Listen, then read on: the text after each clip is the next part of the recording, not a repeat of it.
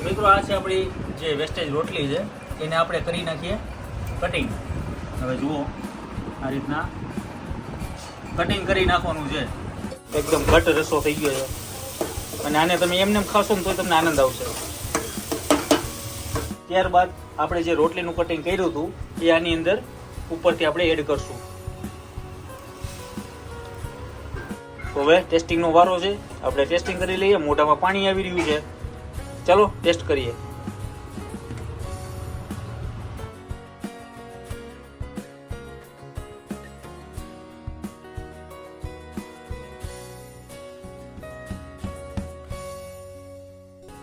અને મિત્રો તમને પણ એવું લાગશે કે આમાં ગુલાબ તો પડ્યું નથી, તો ગુલાબ ચકરી કેમ કહેવાય?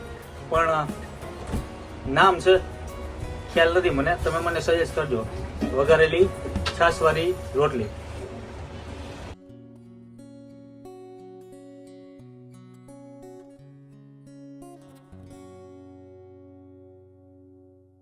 જય માતાજી, જય મોગલ, જય શ્રી કૃષ્ણ, જય દ્વારકાધીશ. ઘરની રસોઈમાં વળી પાછું સ્વાગત છે. ને ઘણા ટાઈમથી આ વિડીયો આપણા ઘરની રસોઈને એકે આવ્યા નથી, તો મને એવું લાગ્યું કે મેં કીધું હવે પાછું વિડીયો આપણા ઘરની રસોઈ વળી પાછી સ્ટાર્ટઅપ કરીએ, તમારી સમક્ષ કંઈક ને કંઈક નવું નવું રજૂ કરીએ.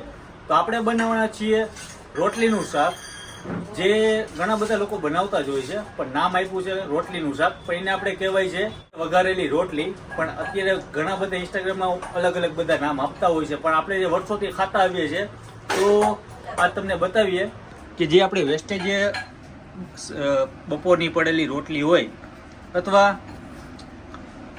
સાંજની પડેલી રોટલી હોય તો એ વેસ્ટ નથી કરવાની. હવે આને આપણે બનાવવાની છે રોટલીનું શાક. તો મિત્રો આ છે આપણે પેલા રોટલીનું કટિંગ કરી નાખવાનું છે અને છાશમાં આનો વઘાર થશે. અને મિત્રો આપણા કાઠિયાવાડમાં કહેવાય છે આને વઘારેલી રોટલી. ઘણા બધા અલગ અલગ નામ આપતા હોય છે, પણ આપણે વર્ષોથી ખાતા આવે છે વઘારેલી રોટલી. તો કઈ રીતના બને છે પૂરેપૂરો વિડીયો આખો જોવાનું ભૂલતા નહીં.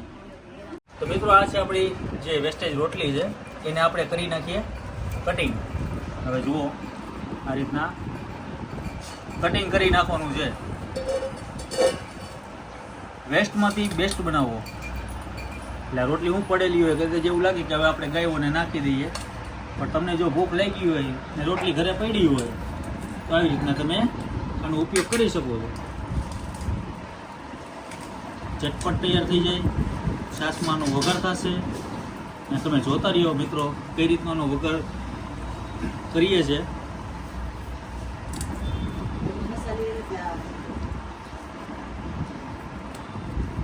આ કટિંગ થઈ ગયું છે. હવે આપણે એનું બનાવવાનું છે રોટલીનું શાક. અને ઘણા બધા લોકો ઇન્સ્ટાગ્રામમાં નામ આપે છે રોટલીનું શાક, પર રોટલીનું શાક નથી કહેવાતું, અને આને કહેવાય છે વઘારેલી રોટલી. છાશમાં વઘાર થશે ને કેટલા આની અંદર મસાલા પડશે એ જોવાનું ભૂલતા નહીં. ચાલો હું તમને બતાવું. તો મિત્રો આની અંદર સાધન સામગ્રી જોશે તમને. પહેલાં જો આ છે ડુંગળી, મરચાંનું કટિંગ છે, ટમેટા છે અને સાથે લસણ. આટલી વસ્તુ આપણે જોશે. હવે આપણે કરીએ વઘાર. તો મિત્રો આપણે કઢાઈ લઈ લીધી છે. કઢાઈ ઉપર તેલ પહેલાં નાખી દઈએ 3-4 ચમચા. તો મિત્રો આની અંદર સૌપ્રથમ પહેલાં તો રાઈથી વઘાર આપણો થશે. રાઈ અને જીરું બંને નાખવાનું છે. રાઈ ફૂટે, કડકડો અવાજ આવે તે પછી નાખશું આપણે હિંગ.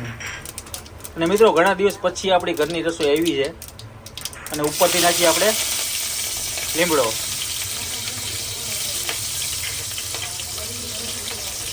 પછી નાખશું આપણે ડુંગળી. ડુંગળી નાખી દઈશું. પછી આવશે મરચાંનું કટિંગ આવશે.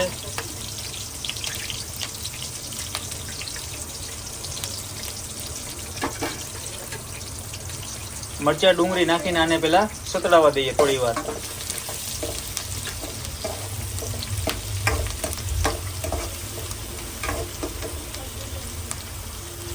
અને મિત્રો કોણે કોણે વઘારેલી રોટલી આવી રીતના બનાવી છે મને કોમેન્ટ જરૂરથી કરો. અને કદાચ ના બની હોય તો આ વિડીયો જોઈને તમે બનાવી નાખજો અને તમારા મિત્રો સાથે પણ શેર કરજો. ને મિત્રો આપણે ડુંગળી અને મરચાં સતરાઈ ગયા છે ને હવે નાખશું આપણે ટમેટા. ટમેટા નાખ્યા બાદ પછી ઉપરથી લસણ.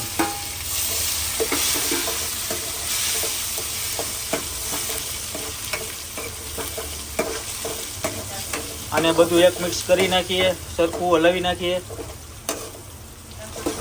ત્યારબાદ હવે આપણે નાખશું આની અંદર હળદર, પછી આવશે સ્વાદ અનુસાર મીઠું, હવે ઉપરથી આવશે ધાણા જીરું અને ઉપરથી તમતમતું તીખું મરચું. તમે જેટલું તીખું ખાઈ શકતા હોય એટલું તમે એડ કરજો. વળી પાછું આપણે મિક્સ કરી નાખીએ અને અડધો ગ્લાસ થોડું પાણી એડ કરીએ.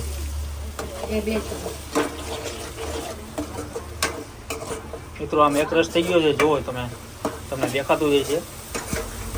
બહુ મસ્ત થઈ ગયો છે, એકદમ ઘટ રસો થઈ ગયો છે. અને આને તમે એમને એમ ખાશો ને તો તમને આનંદ આવશે.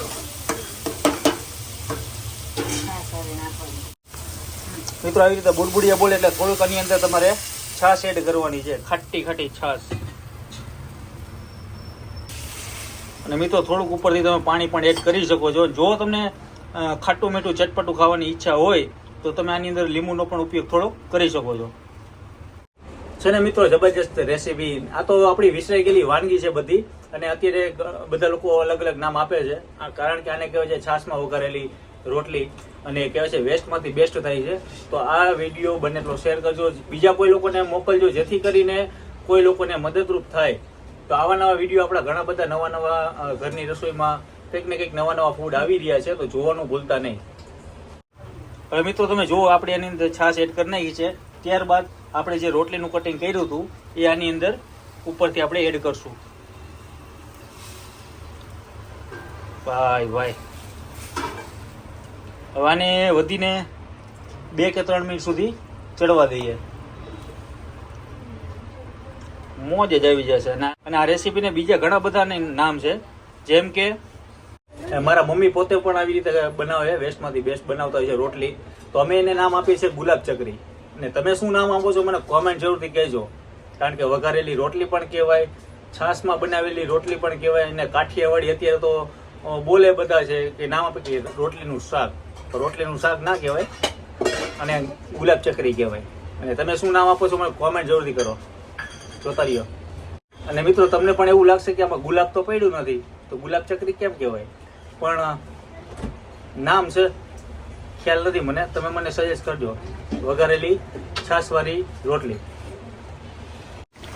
તો મિત્રો આપણું આ જે વઘારેલી રોટલી તૈયાર થઈ ગઈ છે, ને ઉપરથી ધાણા ભાજીનો આપણે શણગાર કરી નાખીએ. હવે આ ટેસ્ટિંગ માટે તૈયાર છે, તો આપણે એવાનો ટેસ્ટ માણીએ. અને તમે પણ આ રેસીપી બનાવી નાખજો ઘરે. તો હવે ટેસ્ટિંગનો વારો છે, આપણે ટેસ્ટિંગ કરી લઈએ. મોઢામાં પાણી આવી રહ્યું છે, ચાલો ટેસ્ટ કરીએ.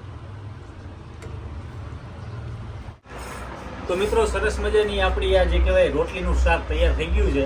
પણ રોટલીનું શાક મેં જોયું તો એટલે હું રોટલીનું શાક કહું છું, પણ આને ગુલાબ ચકરી કહેવાય છે. તમે મને સજેસ્ટ કરજો, કોમેન્ટ કરીને કહેજો કે આને શું કહેવાય. છાશમાં વઘારેલી રોટલી છે, તો આપણે એનો ટેસ્ટિંગ કરીએ. અને મિત્રો કોણે બનાવીને ખાધું છે, વળી પાછો હું કહીશ, બેસ્ટમાંથી best test, one of the best. મને અત્યારે હાર્દિકભાઈની યાદ આવી ગઈ, અમદાવાદ કિંગ ઓફ ટેસ્ટ.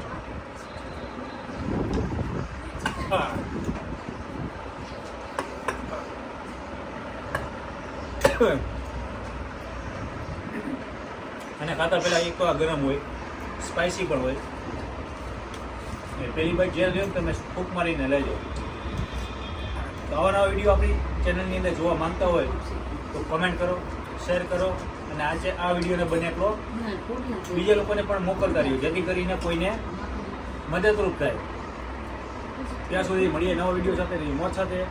અને તમને રેસીપીના વિડીયો ગમે છે કે નહીં કોમેન્ટ જરૂરથી કરો. વાહ, બાય બાય.